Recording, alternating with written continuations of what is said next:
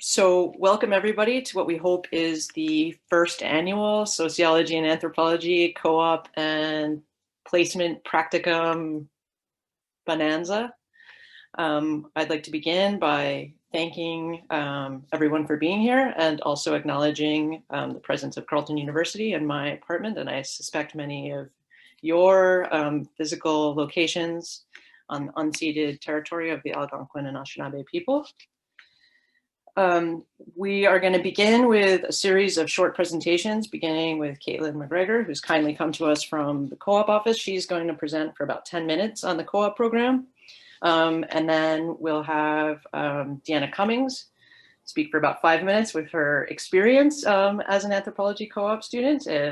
Deanna's great to come to us from BC, where she's successfully enrolled in a master's program after her experience, which some related to that, so we can talk about that. Then we'll have Matthew Hawkins talk about the placement and practicum programs in sociology and anthropology. Hannah Edwards, a current placement student, and Samantha McAleese, the placement coordinator. Advisor for sociology. And so thanks everyone for your time, for being here. We'll let the speakers sort of go through as quickly as possible in order so that there's time for questions at the end. I'm fine to use this sort of hand raising function in Zoom, and I'll call on you and maintain a speakers list so everyone can get their questions in. The goal is to make sure that you leave this event with a better sense of how these different programs work, which one's right for you, and what to do to participate. And so, yeah, without further ado, I will hand it off to Caitlin. Thanks so much, Caitlin. Okay, thanks, Danielle. So just gonna load this up here. Share. Can you guys see that? I can see it. Awesome. Okay, Danielle can see it. It means everybody else can. I hope that's true. I'm making that assumption. So hello, everyone. Thank you so much for coming today. My name is Caitlin McGregor, and I'm the Assistant Manager of Cooperative Education at Carleton. And I'm here to talk to you guys about some of the opportunities awaiting sociology and anthropology students who choose to apply to the cooperative education program. So if I go over 10 minutes, Danielle, just feel free to give me the virtual hook, but I'll try to keep this fairly short. So today's agenda, we're going to cover the following. What is co-op? The benefits of co-op, how to apply, are you eligible, when can you start, a bit about the Co-op 1000 course, securing a co-op job, where can I work, co-op fees, and what's next. And as Danielle said, if you guys have questions, feel free to, do the hand thing or use the chat, whatever you're comfortable with. Although you can leave them to the end if you want, and I'll take them at that point too. So first of all, what is cooperative education? So a lot of students confuse internships and co-op. Co-op is an integrated learning program that combines traditional in-class education with hands-on work experience in your field of study. So it's an alternating study work program. It says 3 or 4 mandatory work terms, but for the case of all BA programs, you have to do 3 work terms to get the co-op designation. A 4th is optional. They're typically 4 months each, and it's full-time paid employment. So unlike internships, which are typically unpaid and for university credit, co-op is an actual hourly wage, which is really awesome when you're a university student and have lots of fees to pay. You get support from the co-op staff while you're job searching and during the work term. And if you're an OSAP recipient or get any other kind of provincial student loan, the interest is paused while you're on your work term. So that's good to know. So some of the benefits, I'm just going to move, sorry, I'm looking at my own face there and I'd rather look at my presentation. The biggest benefit, of course, is that you get job experience and that you get to network. A lot of students get hired right after they graduate with a former co-op employer, but you're also applying your academic learning, testing out career options in different work environments. As I mentioned, it's paid, increasing the chances of a job offer, growing your network, and you get the co-op designation on your degree, which is very nice to have. So most of you in attendance today, and I'm saying most of you because most students do this, when they apply to Carleton, they select what's called the co-op option. And between you and me, that is a little misleading because a lot of students think, okay, I applied to co-op in high school, I'm in. Yes and no. So what it means is the option triggers an automatic evaluation at the appropriate time. Eligibility for co-op is still largely dependent on your grades at Carleton, not your grades as a high school student. But we'll move on to a little bit more about that shortly. If admitted, you're invited to take the Co-op 1000 course. And if you're not admitted, so your CGPA is too low, you haven't earned enough credits, or you're missing prereqs, the nice thing about having selected the co-op option means we're automatically going to assess you. You don't need to keep applying. Next semester, once your marks are in, you'll take another look. We will take another look at your application. So, and I should mention, if you're not sure whether you selected the co-op option when you applied to Carleton, just run your unofficial transcript through Carleton Central and it'll tell you right at the top whether you have it or not. If you didn't apply to co-op when you were in high school, no worries. You can submit what's called a manual application through Carleton Central. The thing with that is, though, if you're not admissible, you have to submit it again the next term. The application opens up in mySuccess in early May if you're applying for the fall semester. So another easy way of applying. So are you eligible? Interestingly enough, sociology and anthropology have sort of average CGPA requirements for co-op. There are some programs that set the bar very high, too high for the liking of a lot of students. But I think for sociology and anthropology, it's fairly reasonable. So to get into co-op, you require third year standing. So you have to be done first and second year. You have to have a minimum overall CGPA of 7 and a major CGPA of 8. For anthropology students, you have to have completed ANT 3005, 3007, or 3008 by the time you start your first work term. And for sociology, it's Sociology 2000, 2001, or 3000.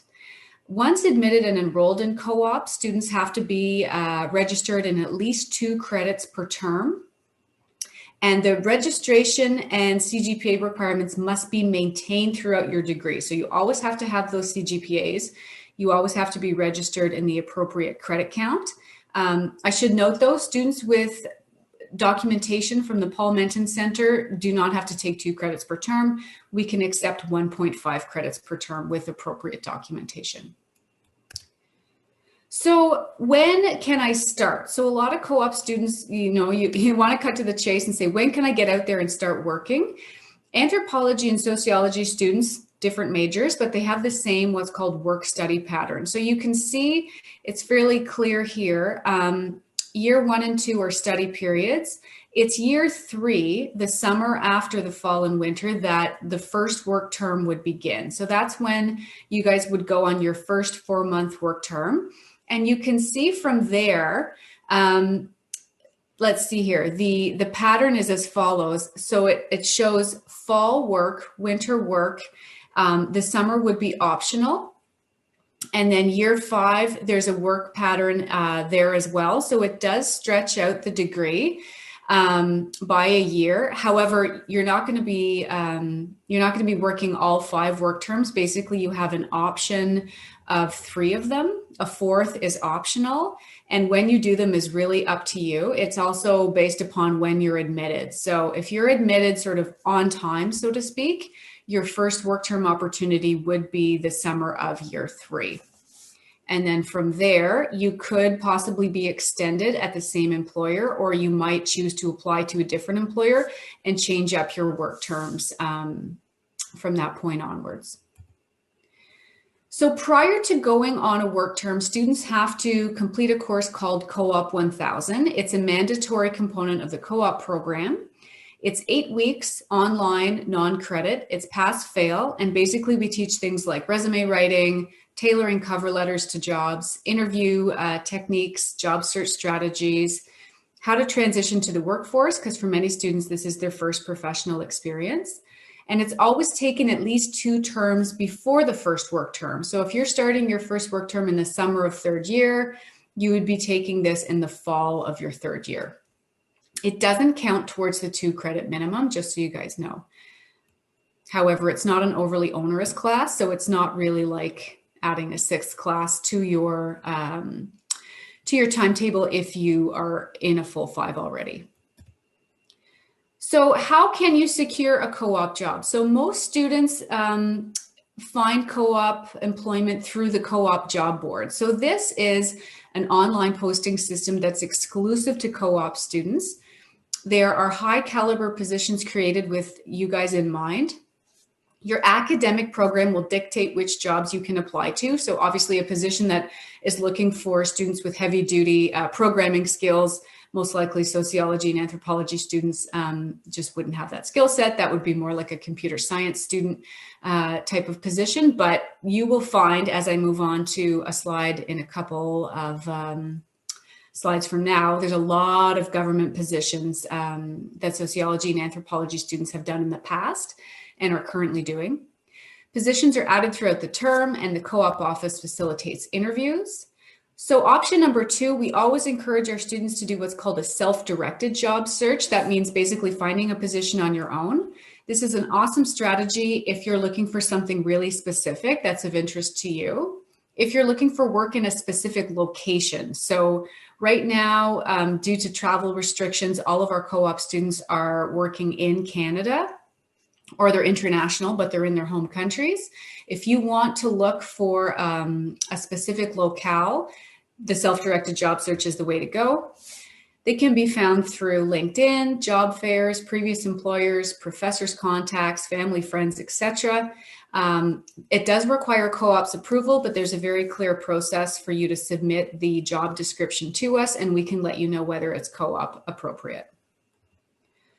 So these are some examples of where sociology and anthropology majors have worked in the past. You will see a lot of government roles here, but also we've got the Faculty of Graduate and Postdoctoral Affairs at Carleton, Immigration, Refugees and Citizenship Canada, Indigenous and Northern Affairs Canada, Canada Border Services Agency, Public Services and Procurement, Employment and Social Development Canada, Environment and Climate Change Canada, the Canadian Medical Association, Public Safety Canada, Public Health Agency of Canada, Rogers Communications, we have one private employer in there, and Transport Canada. So these are just some examples that we pulled that we thought you guys might be interested in seeing. Is there a cost to participate in co-op? Yes. So there's 4 administrative fees that are charged on a preset schedule based on your admission to the program. They're just over $400 each. And then there's also compulsory work term fees, same amount that you pay only when you secure a co-op placement. And basically these fees cover all the resources, additional help you get from your co-op student advisors, all the networking events, the on-campus fairs that we have, all the extra help basically that goes into making your co-op experience a good one and giving you the best possible chance of landing employment through us. That's what your fees cover. So finally, what's next? You want to focus on meeting the eligibility requirements. If you haven't applied, please be sure to do so. You can create a LinkedIn account and you can get help from career services doing that. We always encourage students to network, attend virtual events, career fairs to learn about different jobs. And you can always consider volunteer or part-time work to gain key employability skills. If you've got any questions that maybe occur to you after the fact, or you just rather ask me one-on-one rather than in this presentation, please don't be shy. You can send us an email at coopprogram@carleton.ca. You can also email me directly at caitlin.mcgregor@carleton.ca, and I'm happy to chat. And now I'll open it up. I'm just going to bring, there we go, faces back, and I'm going to stop sharing my screen now. And 3:18. Pretty good. Oh, I think I went over, Danielle. My apologies. I was about to message you, and then you said, and finally, and I was like, oh, that's fine. She's got Okay, great. Thank you so much for You're welcome. If you don't mind, we're going to move on to the next speaker and do all the questions Absolutely. at the end. Yeah. So next we have Deanna Cummings, who's a successful graduate of the co-op program in Sociology and Anthropology. Thanks, Deanna, and thanks, Kate. Yeah, thank you, Caitlin, for providing that great introduction about co-op. I remember going through that myself. It was nerve-wracking, but like so exciting. So to introduce myself, my name is Deanna Cummings. I graduated from anthropology last year in 2020 during the beginning of the pandemic. When I was completing my undergrad, I was part of the co-op program, and I strongly feel that it's enhanced my experience while at Carleton. And my time working in co-op has opened so many doors for me, even now after my completion. I'm currently located in Vancouver, so I want to respectfully acknowledge that SFU and myself are located on unceded Coast Salish territory of the traditional territories of the Musqueam, Squamish, and Tsleil-Waututh nations. I go to Simon Fraser University for a master's degree in resource and environmental management, and I'm obtaining my planning designation to be a community planner when I finish. To give it a sense of how important co-op is, even in my master's program here, they strongly recommend students to do a co-op as it makes you so much more employable afterwards, and it gives you invaluable experience and qualifications compared to those who just went through the program without adding some work experience to your resume. This completely is the same for undergrad. I credit me getting into my master's from anthropology, from my work experience. And if you want to go straight into the job market or go for higher education, co-op can really make that difference between yourself and other students. One of the beautiful parts of being an anthropology student or a sociology student, for that matter, is that it trains you in valuable transferable skills like research, writing, critical thought, and about current social issues of our world. These skills are exactly what hiring managers are looking for, and I know that each and every one of you here today will have them in spades. My co-op experience was over 1 year, so 3 semesters of work where I worked at 2 different places I found through the co-op board. First, I worked as an intern at Crown Indigenous Relations in Northern Affairs Canada, which was previously called Indigenous and Northern Affairs Canada. I was working as an intern under a negotiator who was working towards settling historic land claims in Canada. My primary working duties included writing background notes, conducting research like using the National Archives, and I also attended negotiation meetings with First Nations. I flew around Canada to attend them, so that was a pretty cool extra experience. Secondly, I worked at Environment and Climate Change Canada, where I was doing work with modern treaty creation and shaping environmental chapters in new modern treaty agreements. This job built off my last job, and I attended meetings and took notes, wrote important briefing documents, and built relationships with my team and directors. You can kind of see how both of these co-op experiences shaped where I am now as an interdisciplinary student in the Resource and Environmental Management program, and it's definitely informing my future career prospects. Some students that had also worked in these positions that I had been at were able to secure those well-paying government jobs afterwards, which is absolutely amazing. However, I decided to take these skills and apply for grad school.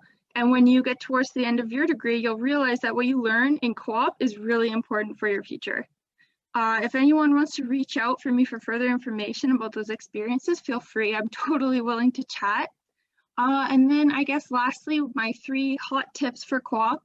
Number 1, don't be afraid. Employers want you. Anthropology and sociology sets you up with incredible transferable skills. Let your confidence show and just practice. You got this. Secondly, do your research. We know how to research, so read about whatever company or organization you will be applying for well. Know what they do and what matters to them, and make sure you tailor both your resume and your cover letter to them. Highlight the skills that they put in the advertisement first. They will teach you this in co-op, and really following this advice can make the difference between having a lot of interviews or maybe just one. And third, apply. My first co-op application period, I think I applied for like 15 jobs. Don't feel afraid to apply to something that isn't your dream job, because you will still have 2 to 3 other chances to apply to it later. And regardless, the skills that you learn from any job is so invaluable.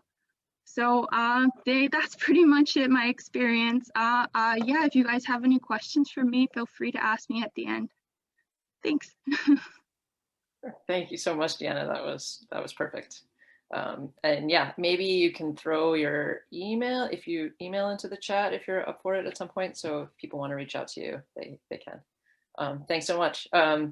So next, we're moving from co-op, which is one way to gain work experience through the sociology and anthropology programs, and into the placement practicum option. And my colleague Matthew Hawkins will present on that. So thank you everyone for being here, and thank you Caitlin and Deanna for like really excellent presentations on the co-op program. I've learned a lot, and it's really great to hear your experiences, Deanna.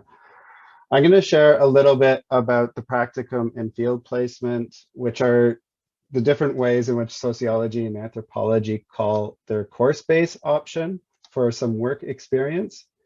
I'm going to share just a very short presentation, hopefully with everybody. Just so you know, I believe the practicum in sociology course code, SOCI 3220, I think is going to be changing next year. But the field placement in anthropology at 4000 is staying the same. So what is the practicum and placement? The practicum for sociology and the placement for anthropology, they operate very similarly. They're course-based options for students to apply your academic skills and gain practical knowledge in a workplace setting, but it is going to be for a credit. Work often includes research related activities that are going to be directed by a supervisor in an organization where you are placed. And this but it can also include some work experiences that are relevant to your area of academic studies. So if you're really interested in curatorial studies, you may choose to get a placement at a museum.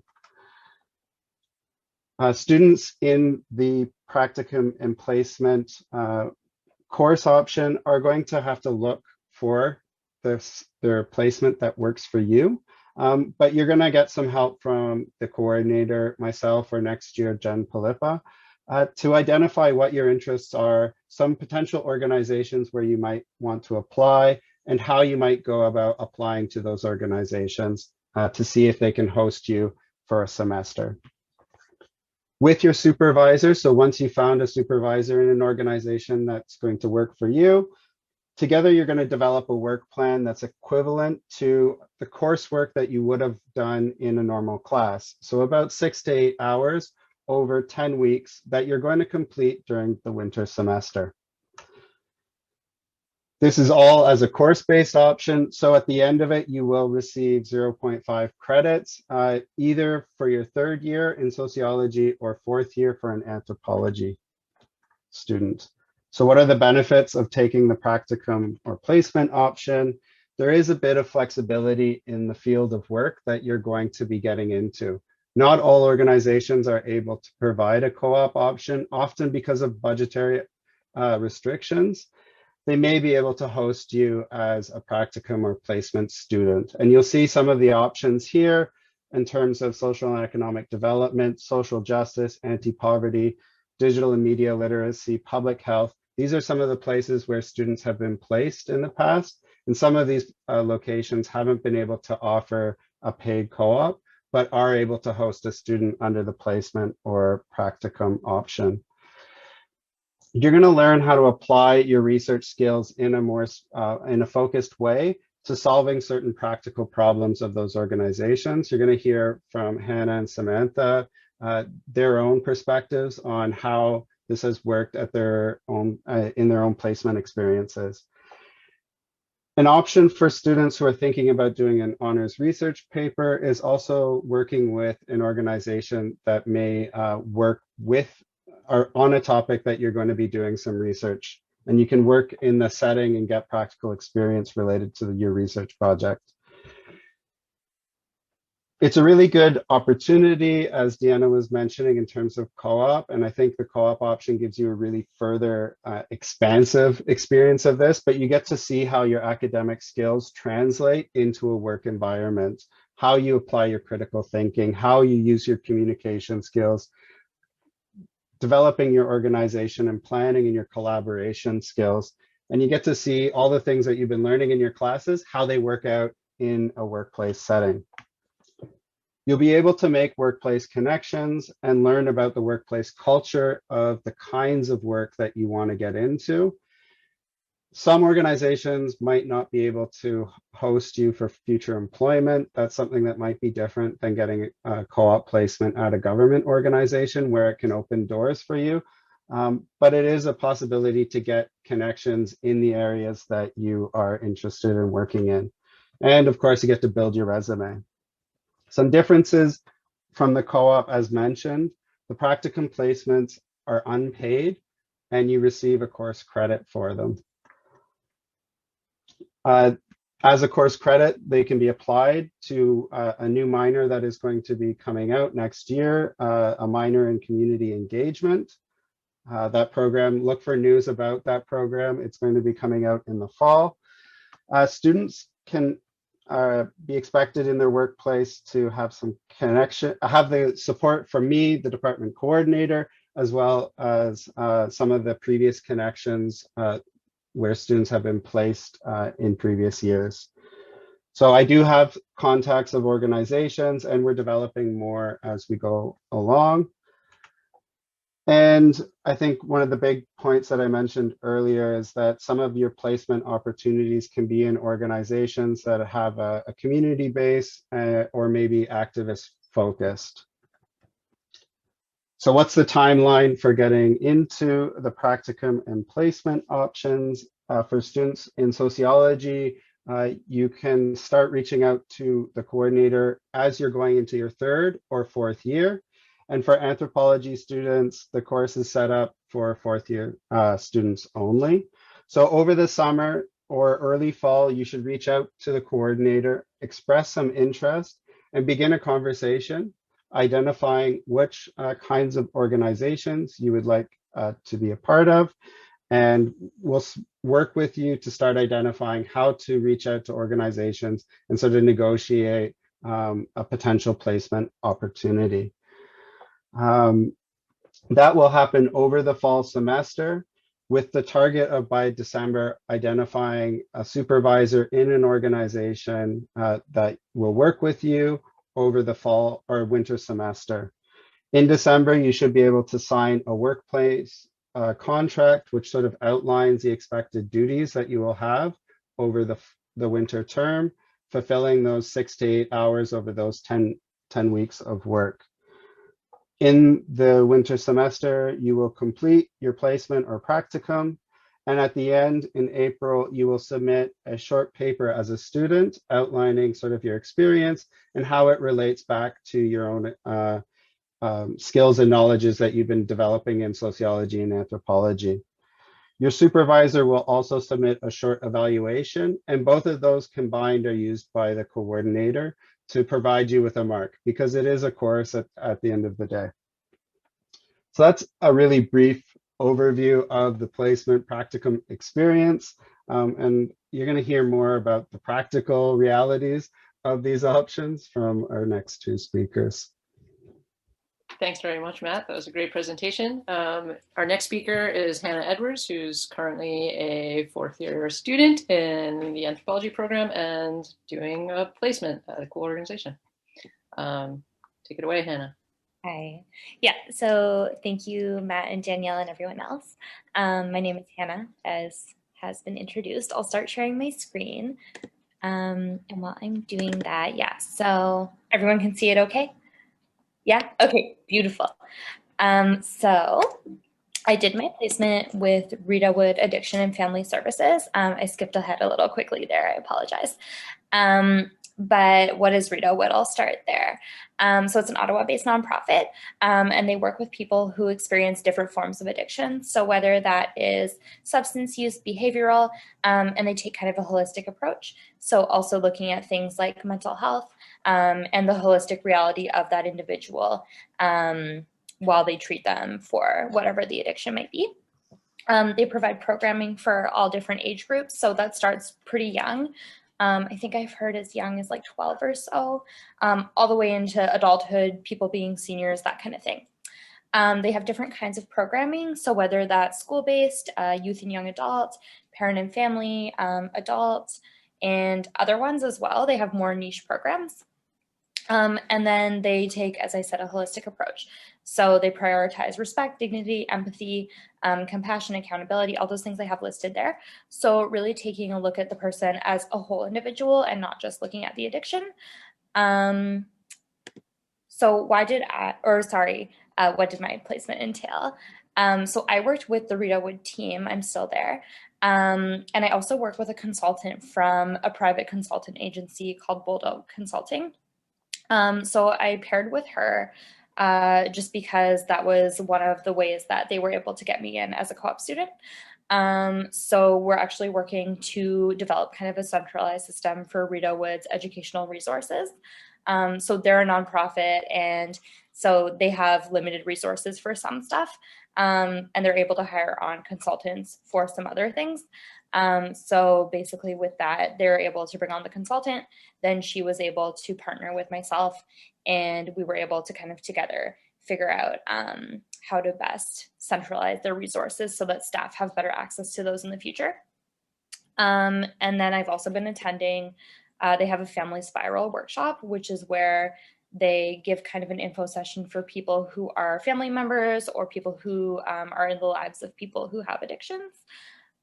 So that's more just kind of a general like info session that's available to the public. So I got to attend those as well. And so this connected to my degree because I'm doing my honors research paper on the topic of addiction and harm reduction. I'm doing that right now with Danielle. And so that was something that I was really interested in, was looking at addictions, but also looking at a community service that offers help to people who are living with addictions. So for me, I wanted to know what the reality of working in a nonprofit like that was like, how they operated as an organization, that kind of thing. So through my co-op, although I'm not doing particularly research for them, I'm helping them with their educational tools that already exist. It still plays on my pre-existing, what would the word be? My skill set, I guess, from both the research in my HRP, as well as other courses that I've taken at Carleton. So courses in sociology about addiction, and things like critical disability studies too, where you look at the person first.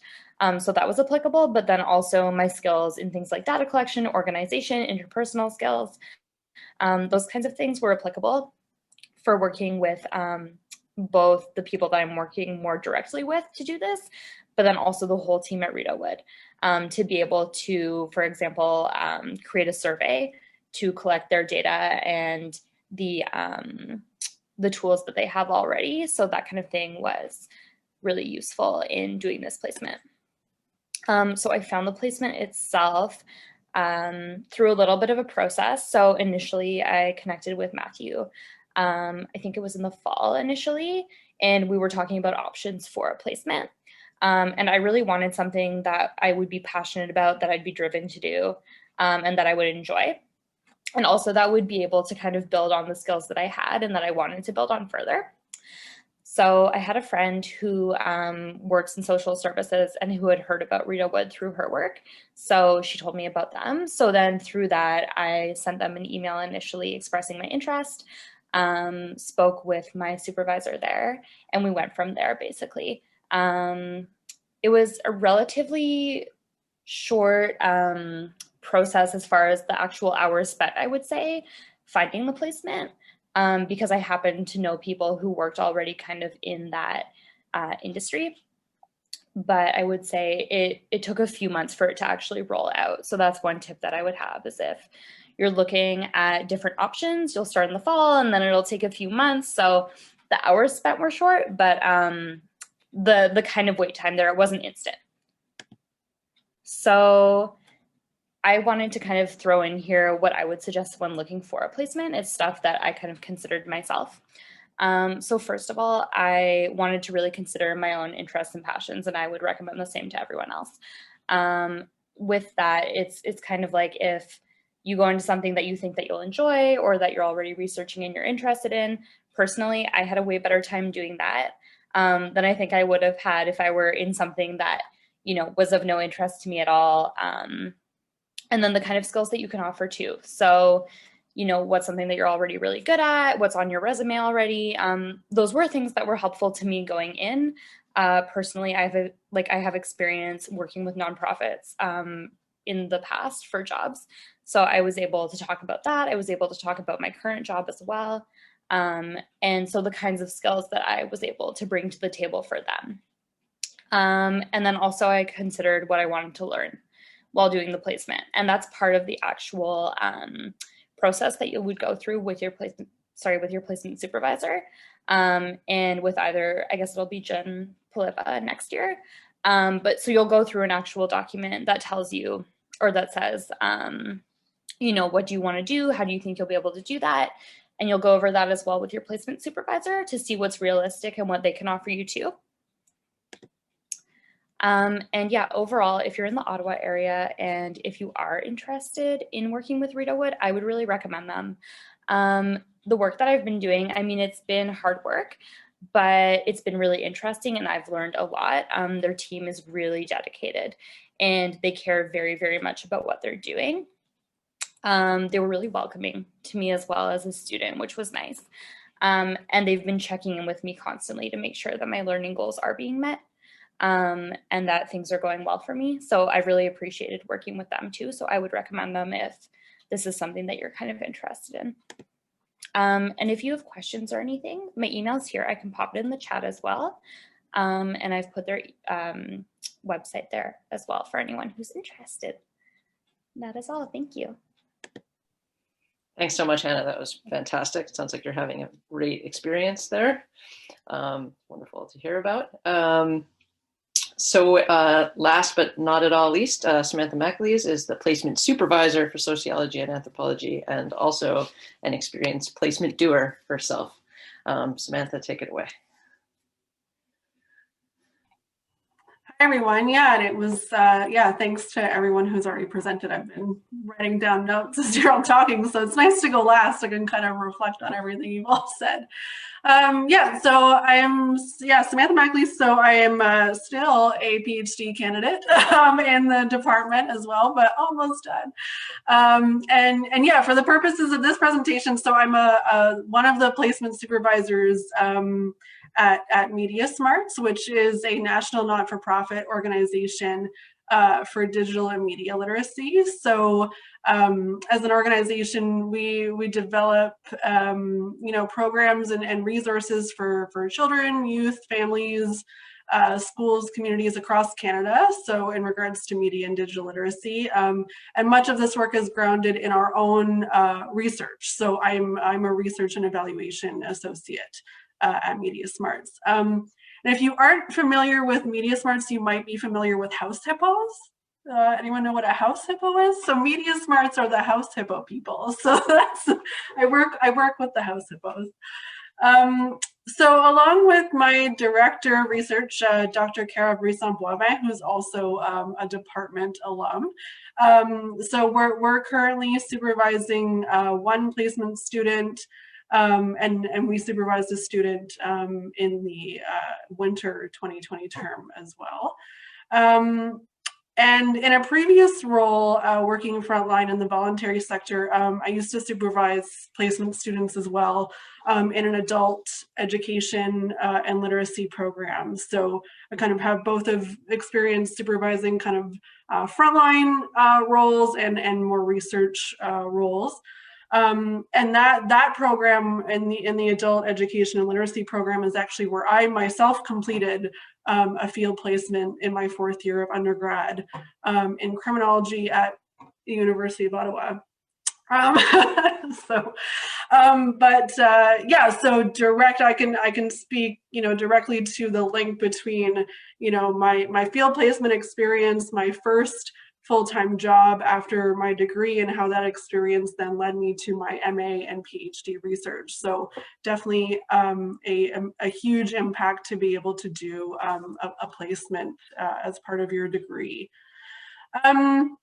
So super quickly, because yeah, I want to leave a lot of time for questions. So just some kind of thoughts, tips, and reflections on my experience supervising placement students. So in thinking about what you want to get out of your placement, I think this in my experience, at least, it kind of falls into, you know, either choosing a research position or a frontline position. So you might want to get a sense early on, you know, what you prefer to do. Some positions do offer the opportunity to do both, but I think it's, yeah, having that sense up front, you know, do you see yourself in more of a research role, or do you want to, you know, get some community-based kind of like frontline hands-on experience?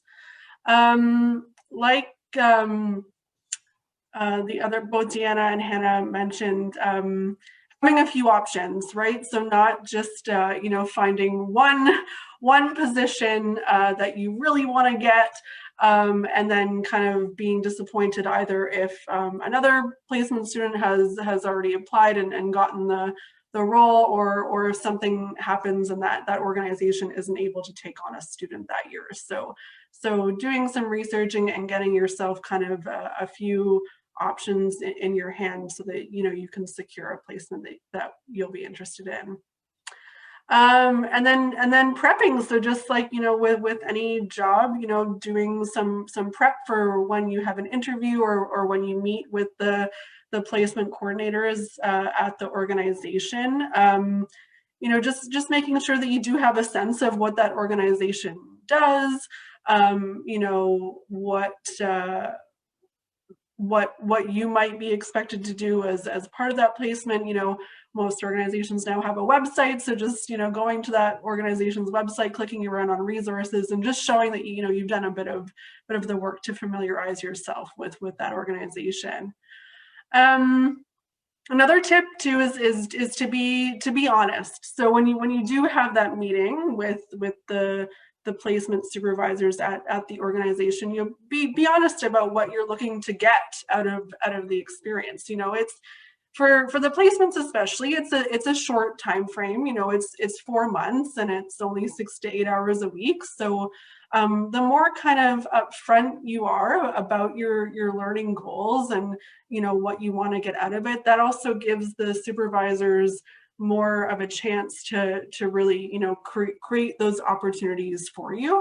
And if we can't do that, or like if there's just if the compatibility isn't there, then it's a good sign that, you know, maybe you need to look for another organization. You don't kind of want to get, you know, a month or so into the placement and realize that it wasn't really a good fit. So I would say, yeah, when it comes to those goals and objectives, just be honest up front about what you're hoping to get out of it. And then I had a note in here, I didn't know who the audience was today, but it's mainly students. But for you know, for the universities or for the co-op, you know, player placement departments, is, you know, recognizing, especially for nonprofit organizations and for smaller organizations, there can be some challenges to onboarding placement students. You know, the capacity isn't always there. And so just that the administrative work should kind of never outweigh the placement hours, which I'm happy to say for the sociology department, it does not. Is that it's a great balance. There's not too much, you know, admin work expected of placement supervisors. So it's really great. Both Kara and I have kind of experienced other nightmare scenarios with other programs. So happy to report that Carleton and that the sociology anthropology department in general is really amazing in this regard. So something as a student you can take to interviews too, to be like, I promise it won't be that much work for you to take me on.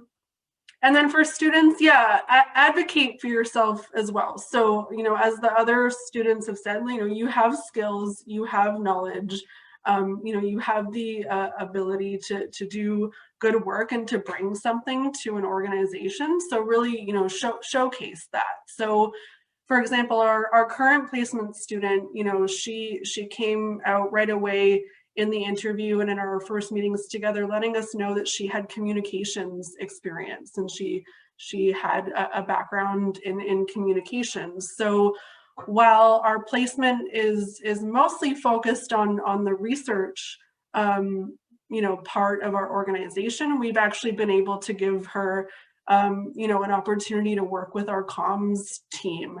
And that was only because she mentioned that, right? So, we've just finished writing a research report, and now she's working with the comms team to develop, social media content and to help with that strategy. So so again, just let people know about the skills that you have, and they can always be put to good use. And then just wanted to make a comment about how, this year was obviously so different, how normally we would have students, in the office with us, even if it's only for 1 day a week. And that kind of allows for more natural networking to happen, whether it's because you're grabbing a coffee at the same time as someone, or, you're just popping into someone's doorway and having those conversations. So it's been a bit different this year, but at Media Smarts, we've built in really intentional kind of like networking breaks. So our placement student has been having kind of weekly coffee breaks with each staff member one-on-one, just to kind of get to know about what everybody does at the organization. So even if you're not, working somewhere in person, there's definitely still ways to build in those networking opportunities, and to, again, it's only a few hours a week, but there's still ways to make it feel like you're part of that organization for at least a little bit of time. So those are kind of my initial tips and tricks, but I'm looking forward to the questions. Thank you so much, Samantha. I obviously had no idea how involved you were with the sort of behind the scenes of the placement working. So it's amazing to hear how it appears from a company perspective and a student perspective. That's fantastic. Thank you so much.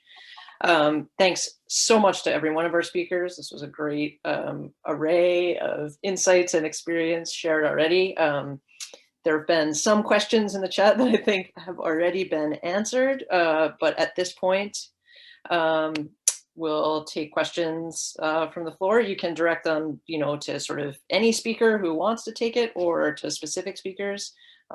Just let me know when I call on you. So I'm gonna so I guess raise your hand if you have a question. Okay. So I see Kiana. Do you want to go ahead and? Yeah. Hi. You finally figured out how to use the raise your hand button. Awesome. Thank you. I enjoyed listening to everyone's presentation, but my question is directed to Professor Hawkins. You put on your slide the minor in community engagement, and I heard about it through Deborah Connors in my community engaged sociology class. So I really love that class. And my question was, I'm not sure if you'll know the answer, but if I'm going into my 4th year in the fall, would I still be able to minor? Because I know if in regards to courses, they're only offered certain years. So I was just wondering if that would be an option for me. And if not, that's also okay. I think you've taken the second year course with Deborah Connors already. Is that? I think she's offering that now. I did take in 2nd year a social justice course with her, which is for my stream, the social justice stream. So I'm not too sure. I don't think so, because I think there's a specific course for the minor now. I think in your case, because the program is launching and the qualifications and everything are going to be coming out, I think you're going to have to reach out to, you're in sociology, correct? Yeah. You're going to have to reach out to Justin or whoever is the undergraduate coordinator for sociology in the fall, and also talk with Kim. And you'll be able to see if it's possible to put all of those courses together so that you can complete the minor. I'm not exactly sure how it will work out in your case. You kind of have to look at what you have completed already and whether they're going to fit the requirements. A practicum is probably is one of the requirements in completing the minor, which I think is, how many credits will it be, Danielle?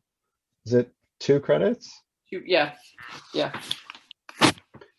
So you will have to, one of those options will be the practicum course in your case.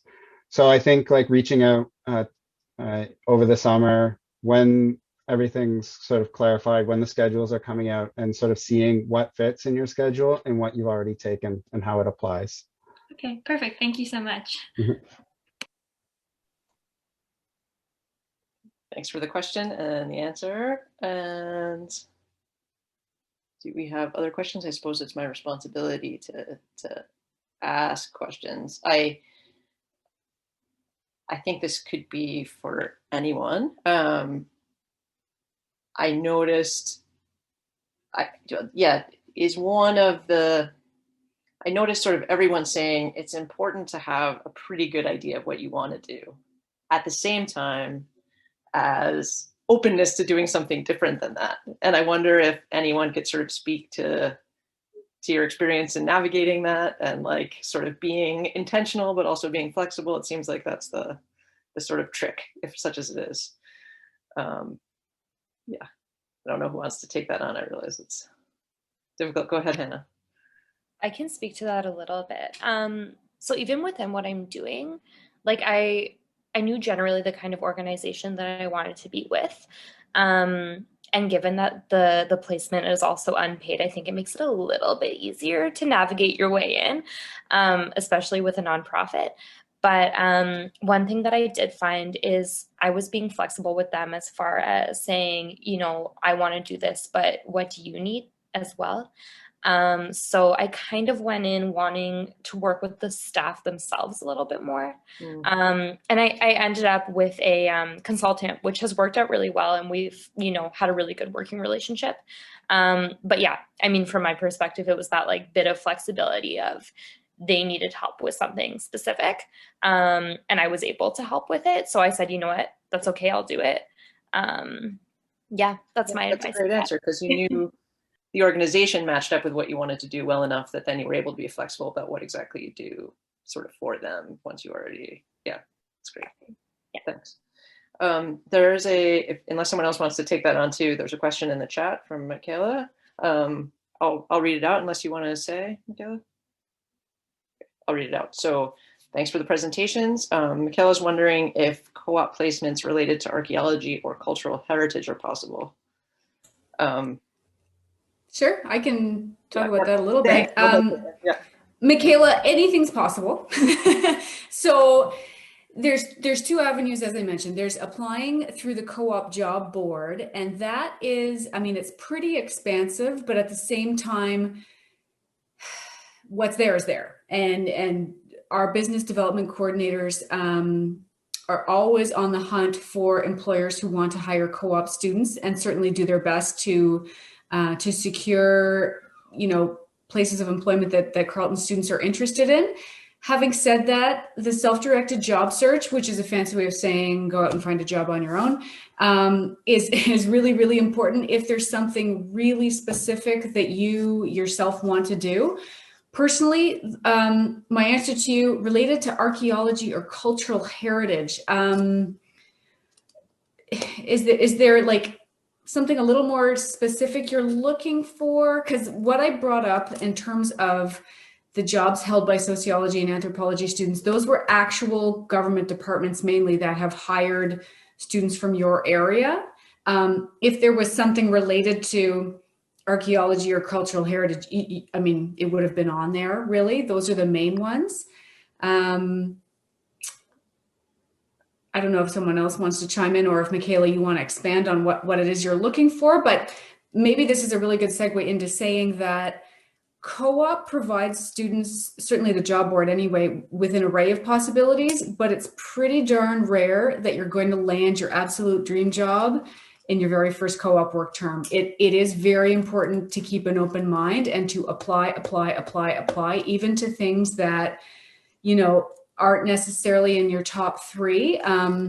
Co-op is very, very competitive. I will say the more work you put in, the more you get out of it, but there's no 100% guarantee that every student does land a job. So it's important to keep an open mind and to apply to lots of things. Museum work, it's certainly possible. In fact, you know what I'm going to do? I'm going to take a look at our records to see what sort of art students have been placed in museums. The issue with museums is they take from our public history master students. So when programs have, when really good programs have really good students that send them out into the workforce essentially for free, right, for internships, they're less inclined to sometimes post co-op positions. But I can look into that for you and get back to you. Michaela Gravel, M-I-K. In the 3 years that I was have been the undergraduate coordinator for anthropology and therefore supervising our placements. Yeah. 3 of the 4 placements I ever supervised were in museums in the Ottawa area. I did one at supervised from my end, one at the Museum of History, one at the Museum of Nature, and one at the Ottawa Art Gallery. Awesome. Just to say, and I think those are great places to work, maybe for co-op, but definitely for placements, because they're sort of research institutions and they have a system set up to supervise students. So it was really, they knew who was going to be the student supervisor. They had sort of projects that sort of fit with the size of the amount of time the student was going to be there to do, that were helpful and useful. So I think everyone had a really good experience getting, exactly the kind of training they wanted as part of that, but it was sort of a better fit for the course-based 1 credit thing. You do a project and it's done, as opposed to having a sort of day job with them. So if your priority is working for a museum, you may well find a co-op position, but that's a really good thing to want to do if you want to do a placement. And we actually have, at least in anthropology, we sort of have the contacts at those 3 places already set up for what it's worth. That is really, really great to know, Danielle. Yeah. Thank you.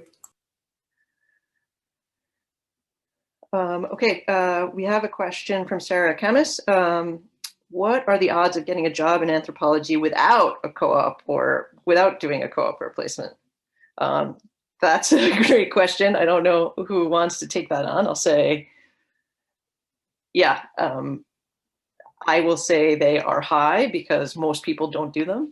They're great things to do, and I think everyone who does do them finds that it yields a job one way or another, because it gives them experience that is valuable, but also sort of ideas about work that lead them sort of on a good and maybe swifter path to find a job eventually. But also most people find a job eventually, and there are other ways to do it. There are definitely other pathways to employment.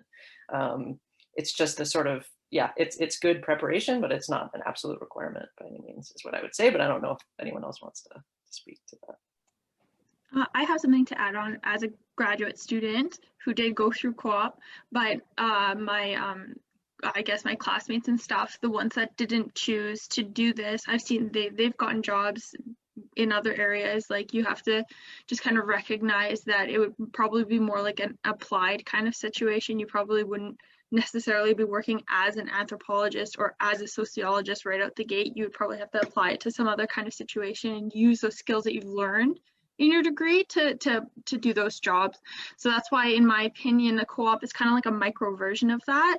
Like, you're taking those skills that you're learning during your degree, doing just a short 4-month or 8-month or whatever term of working there, and then maybe afterwards you can apply to maybe getting something like bigger towards what your general career path is, what you want to be.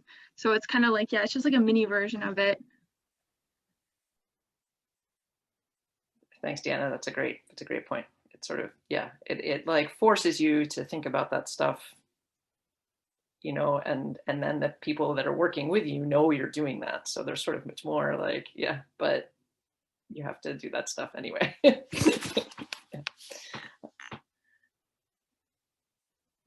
I have another question if anyone from the crowd doesn't have a question. And it's a little embarrassing because I think I'm probably the one who should know the answer to this.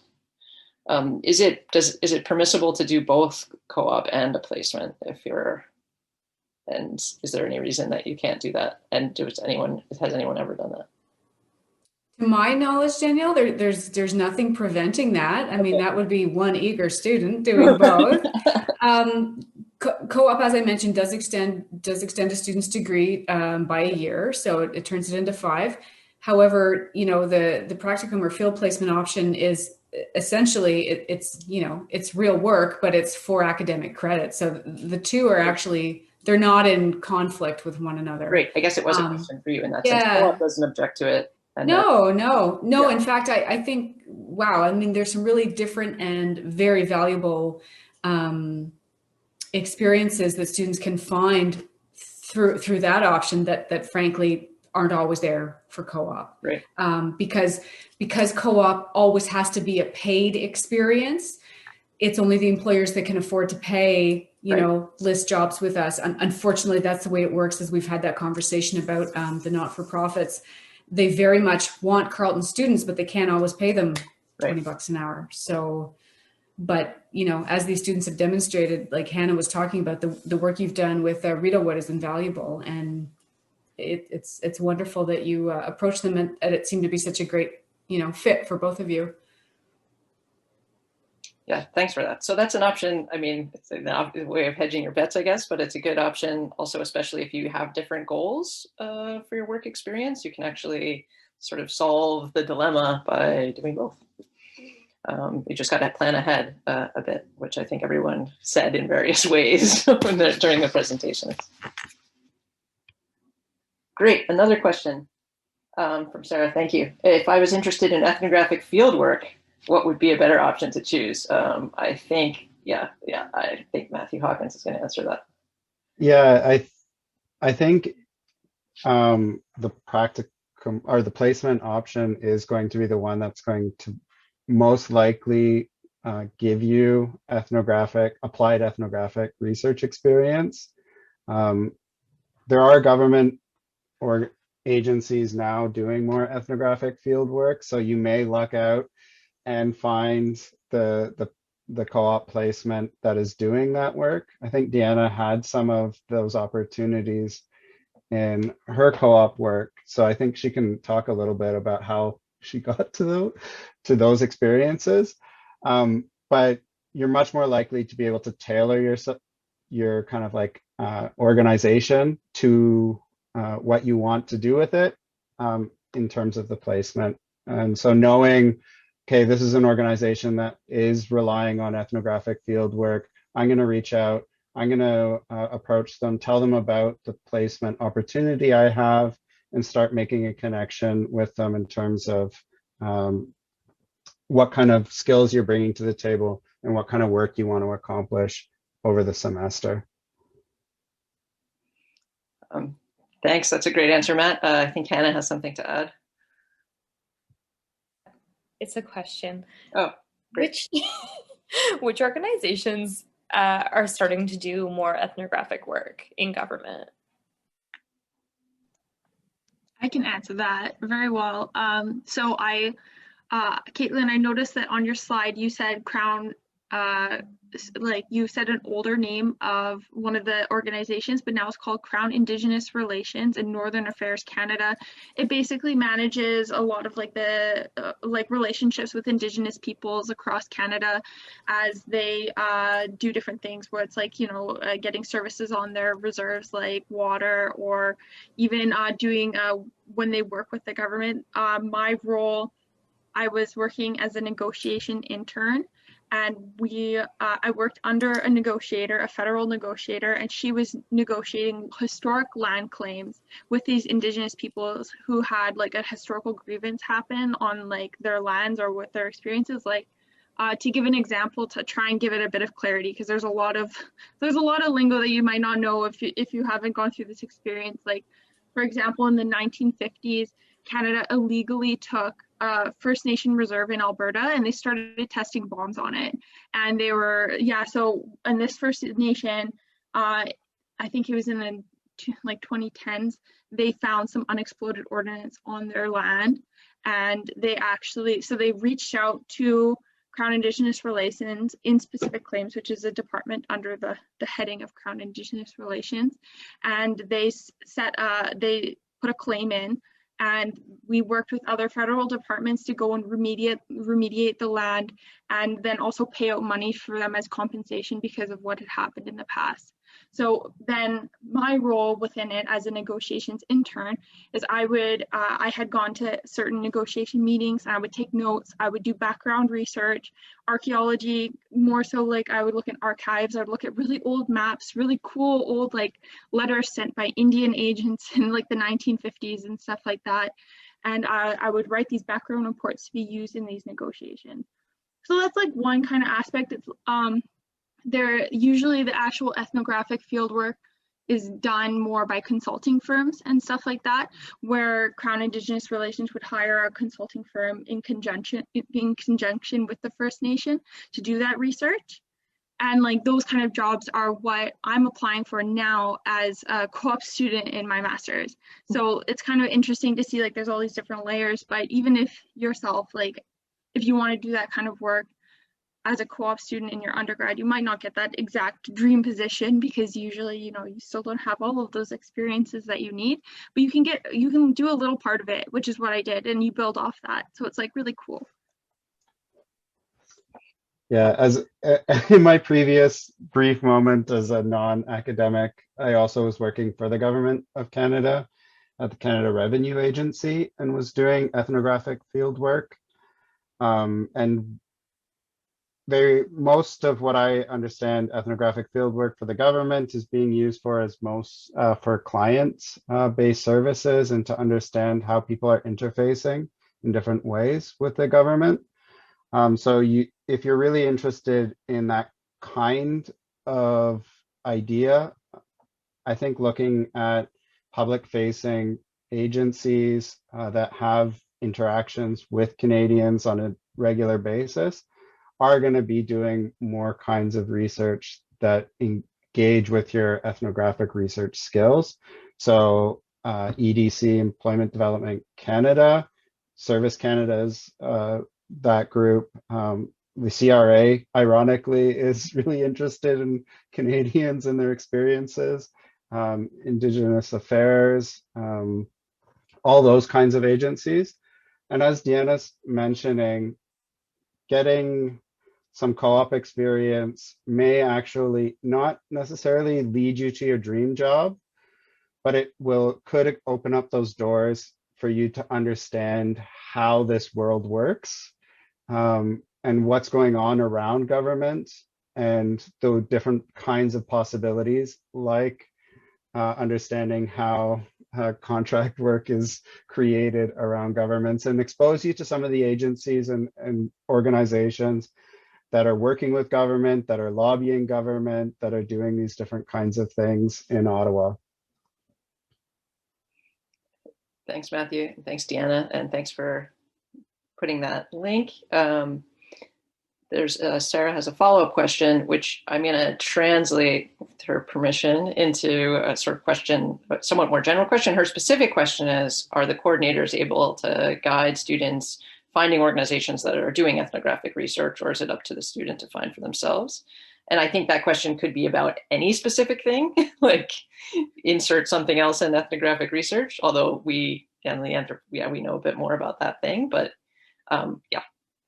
So you can answer that specific question, but also it might in a way that speaks to the general question. I'm going to also ask after I kind of give a little bit of a background, but I think both Hannah and Samantha can add something about that kind of what happens if to find your placement. Right. We have organizations like Media Smarts where we have really excellent contacts, and we know we have people like Samantha who are wonderful supervisors, and the work that they're doing is really valuable. So if you aren't really sure what you want to do and how you want to do it, we will encourage you to reach out to people like Samantha to meet and sort of talk about your interests and see if those placements work for you. We also have our, like as professors, have contacts in the community, and we will have been working with students by putting students in contact with people that we know as potential supervisors, and doing it that way. And in Hannah's case, she came with interests that we didn't quite know an organization, and she did a lot of the work herself in creating those opportunities. So I think it depends on what it is you want to do, working with the coordinator, and sort of taking opportunities that may arise that you didn't quite expect. So I don't know if Hannah, you could talk a little bit about your experience, or Deanna as well, I think. Yeah. I'll briefly touch on it. Yeah, because initially I wasn't fully sure which organization I wanted to go with. I knew I kind of wanted to expand into something different than what I actually work in, which is like government. So I wanted to see what other options really existed. So initially Matthew had suggested that I speak with one of his contacts who works, am I allowed to say the organization? Yes. Okay. It's Nokia. I don't know what the rules are. But yeah, so one of his contacts, and so we had a meeting, and it seemed like a good opportunity. And I was holding on to it for a little bit as an option, because even though it wasn't exactly the field that I was looking at, which was more like addictions, and mental health and that kind of thing, it was still interesting. And I think that it still would have been a really cool opportunity if I had gone with that instead of what I went with. But yeah, I mean, I did kind of create my own opportunities more geared toward what I was looking for. And that was even through like asking, a friend who works kind of within the same field, if she knew of other organizations or that kind of thing. So honestly too, like if you have friends who work in it, or even just like Googling, like nonprofits near you that you might be interested in, or places that take like volunteers or students or that kind of thing. I think that can be really valuable in reaching out to those places to say, I'm a student, I'm interested. Would it be an opportunity that you would be interested in too? So I think really just like researching and reaching out, that can never hurt. Yeah. I would second that by saying, as professors, we have some connections, but we don't necessarily have more connections than you do. Like you may well know people through friends or whatever who are working for an organization that's doing interesting work. And you shouldn't think that what we know is better than what you know in that respect. What we can do is help you work that relationship out into one that's going to be valuable for your program.